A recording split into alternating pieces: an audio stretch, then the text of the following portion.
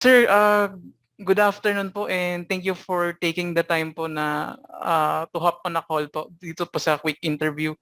By the way, sir, gusto ko lang po muna malaman kung ano po ba yung work nyo ngayon and currently saan din po kayo nag-work po? I'm currently connected with the Manila Bulletin Publishing Corporation, and I wear two hats. I'm the head of Human Resource Management, Mhm. but also with also handling external affairs for the company. And I'm also the president of the United Print Media Group, which is an Mm. association of different newspapers, tabloids, and magazines in the Philippines. And I'm also a broadcaster for two programs, one in DZRH Oh, and the other in DZRJ AM. nice. Sir, curious lang po ako, saan po pala kayo nag-graduate na I university? graduated from Colegio de San Juan de Letran, I see, nice. and I'm a graduate of BS Psychology, and I took up my master's in De La Salle. Nice.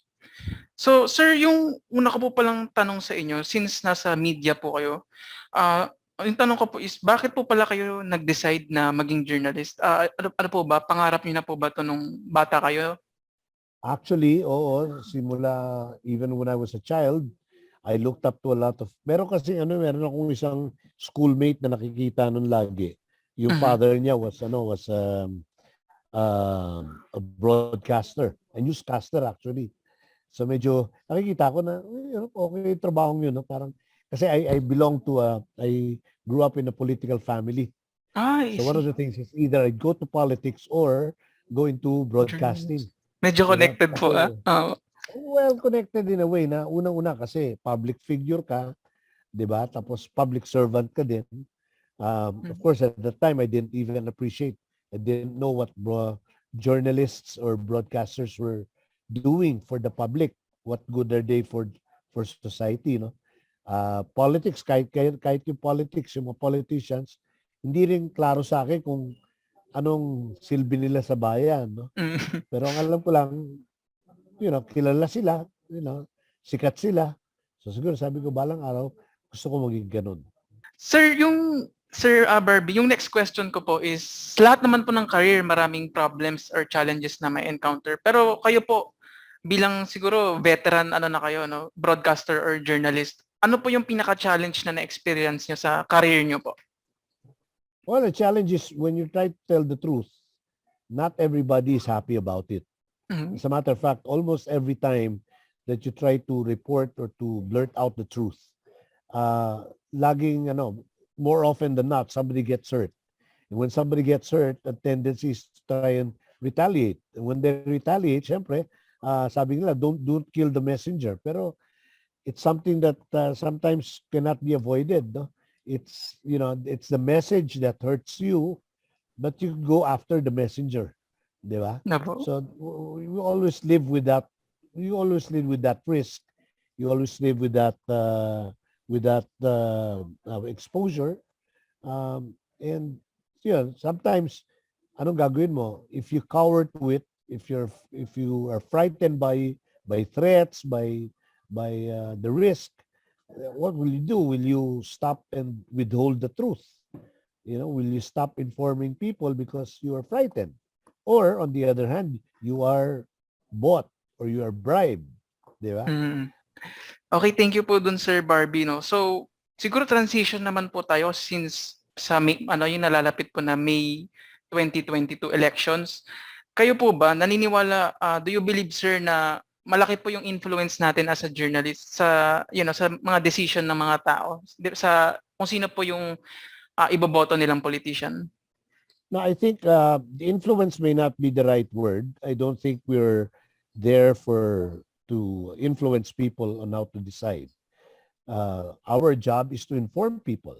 Our Mhm. challenge is to see to it that we try our very best to keep people informed so that they can make the right decisions that Decision. they find fit for themselves. No? The choice always has to be theirs. Influence is another story. I mean, kasi if you say in influence, you try to sway them to one side or another, which is usually trying to get them to the views that you have for yourself. And that's not our job. No? Our job is, kumbaga, latag mo sa kanila. Let them have the choice. Tama po. Kumbaga, as a journalist, ano lang po talaga tayo, watchdog lang po talaga tayo ng government, and yung Yeah, mga yeah. masses pa rin yung magde-decide kung sino pa rin Oh, talaga yung ilalabas mo lang, no? Kunyari, let's say, issue natin, mayroon nagnakaw, di pa alam natin sa tao na may nagnanakaw, di ba? At mm, kung meron naman siyang defense, paalam din natin sa mga tao na may depensa siya kung bakit sinasabi niya hindi siya magnanakaw, di ba? tama po. It's not Sir Barbie, siguro po last question na po tayo. Siguro ano pong mapapayo nyo sa mga upcoming or sa mga susunod pong generation ng mga journalist, mga millennials po na papasok sa uh, journalism?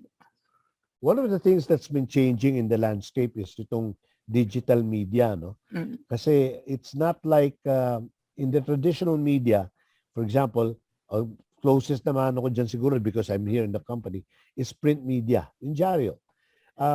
Yung mga practitioners ng journalism, for us in the traditional platform, medyo mahirap to do it on your own. No? Una, syempre, maganda, nando kasi sa kumpanya, sa isang publishing company, and it takes a lot to be able to print, maglimbag ng mga mm, dyaryo, mga magastos. papel, para hindi lang yung pag-produce doon, yung pag-distribute doon para marami makabasa, magastos din yun, di ba? So, hindi basta-basta makakagawa ng dyaryo, ng information tool na newspaper to inform people. But now, in this digital age, iba na. Everybody, every Tom, Dick, and Harry can express, can write, can share their own information and their own points of view. Di ba? Mm, Ngayon, ang problema doon, because it's open to everybody, you can find different stuff on digital media that may not be properly guided, properly or responsibly created or curated. Unlike kasi tayo, kunyari kami, Manila Bulletin sa dyaryo, yung writer bago mailathala yung kanyang sinulat, dadaan niya sa mga matinding fact editors. check. Mm, And the editors will always say double check your sources, check your facts, di ba? Kasi pag kunyari, ikaw yung writer, na demanda ka ng libel. libel, pati yung publisher mo tsaka editor mo damay. So, hindi pa pabayaan ng publisher at editor yon. So, bago lumusot at may publiko yung sinulat, madaming sumasala. Whereas ngayon, ganun din yun ang pinapractice natin. For example, if you go to Manila Bulletin online, nasala din yan. No? At yung mga sumusulat para sa Manila Bulletin online, nag-aral din yan at nag-develop din yan ng level of sense of responsibility and duty to do the necessary precautions, the necessary due diligence, so that they'll make sure that what they're publishing on print or online are factual, are accurate. Hindi lulusot pag hindi, di ba? Paano yung iba? Nandun lang sa bahay, nakarinig ng chismis kay Marites, at sinabi na wala silang dadaanan na editors, publishers. Sir, thank you po dun. Marami po akong natutunan dito po sa short interview natin. And yun po, magagamit ko rin po to pag graduate ko po and ma-apply Sana ko. nga.